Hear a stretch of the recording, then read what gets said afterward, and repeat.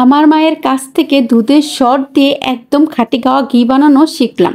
আমার মা যেভাবে ঘি বানাই একদম সহজ রেসিপিটাই বেসিক্যালি আজকে আপনাদের সাথে শেয়ার করব। আসসালামু আলাইকুম, সবাই কেমন আছেন? আশা করি ভালো আছেন।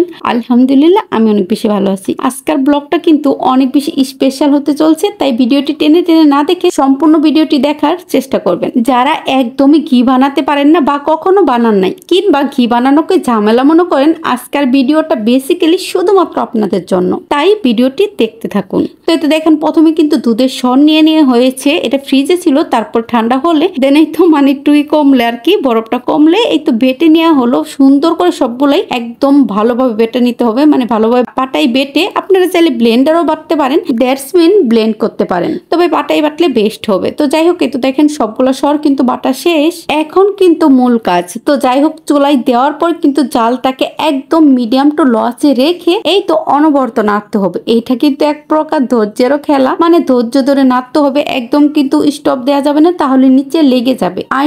অনবরত নাড়তে হবে। আর এই ঘি রেসিপিটা মানে দুধের সর থেকে ঘি বানানোর রেসিপিটা কিন্তু আমি আগেও দিয়েছিলাম, তখন আম্মু বানাইছিল, আজকে আমি বানাইতেছি। আগে আমি ঘি তেমন বানাই নাই, নারকেল তেল বানাইছি কিন্তু ঘি বানানো হয় নাই, কিন্তু আম্মু কিন্তু বানানো শিখাইছে আমার। এইবার আসার পর আমি এটা একদম পারফেক্টলি শিখে গেছি, একদম ইজি। আপনারা ভিডিওটা দেখলেই বুঝতে পারবেন কতটা ইজি। তো যাই হোক, এই তো দেখেন অনবরত কিন্তু নেড়ে দিচ্ছি, তারপরও দেখেন নিচে কিন্তু মানে নিচে একটু একটু লাগতেছিল আর কি। তো এই তো দেখেন এই তো একটু একটু করে কিন্তু ঘি বের হচ্ছে। এটাকে অনেকটা জাল দিতে হবে, আবার তাড়াহুড়া করতে যাবেন না, তাহলে কিন্তু দেখা যাবে পড়ে যাবে। এই পেনটা একদম ছোট হয়ে গেছে, এর জন্য কিন্তু এটাকে চেঞ্জ করে দেখেন বলক আসতে নিয়েছিল, চেঞ্জ করে বড় একটা পাতিলে দিয়ে দিলাম। হাঁড়িতে, বড় হাঁড়িতে দেওয়ার সুবিধা হলো কি এটা ছিটে যাবে না, কারণ এই ঘিটা বানানোর সময় কিন্তু অনেক ছিটে যায় 4-5টা। তো যাই হোক, আমি এর জন্য কিন্তু বড় একটা হাঁড়িতে দিলাম।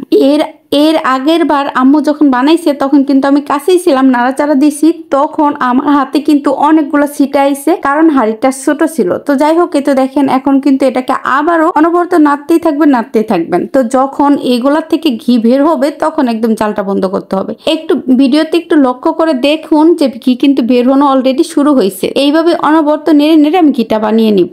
আর নিজের হাতে ঘি বানিয়ে খেলে না কি পরিমাণ যে মজা, এই ঘিটা কিন্তু আপনারা গরম ভাতের সাথেও খেতে পারেন। যারা ঘি লাভার আছেন, ভাতের সাথে ঘি পছন্দ করেন, তারা কিন্তু খেতে পারেন, কিংবা পোলাওয়ে দিলে কি পরিমাণ যে মজা লাগে, নিজেদের হাতে ঘি বানানোর মজাই আলাদা। তো এই তো আম্মু একটু নেড়ে দিচ্ছে, আমি আমার মেয়েটা ঘুমিয়ে গিয়েছিল, ওকে শোয়াইতে গেছিলাম, আম্মু একটু নাড়লো, এই তো আবার কিন্তু আমি নাড়তেছি। এখন দেখেন ঘিটা কিন্তু অলরেডি হয়ে গেছে, এটা ব্রাউন কালার হলেই হয়ে যাবে, আর কিছুক্ষণ জাল দিব আর কি। বাজারে গিয়ে কিনা কি মিশাই কে জানে, তাই নিজেদের হাতে হেলদি ভাবে ঘি বানাবেন। দুধের সরটাকে না খেয়ে এইভাবে জমিয়ে এটা কিন্তু অনেকদিন লাগে জমাইতে ডিপ ফ্রিজে দুধের সরটা জমিয়ে নিবেন। তো এই তো দেখেন ঘিটা কিন্তু আমি সেকে নিয়েছি অলরেডি, কতখানি ঘি হয়েছে দেখেন, আরো কিন্তু হবে, ওটা ছাকতে দিচ্ছে আস্তে আস্তে পর। এটা আপনাদের সাথে শেয়ার করলাম। তো ভিডিওটি ভালো লাগলো অবশ্যই একটা শেয়ার দিয়ে আপনাদের টাইমলাইনে রাখতে পারেন, বা আপনাদের ফ্যামিলির কাউকে শেয়ার করতে পারেন। সবাই ভালো থাকবেন, সো টেক কেয়ার এন্ড আল্লাহ হাফেজ।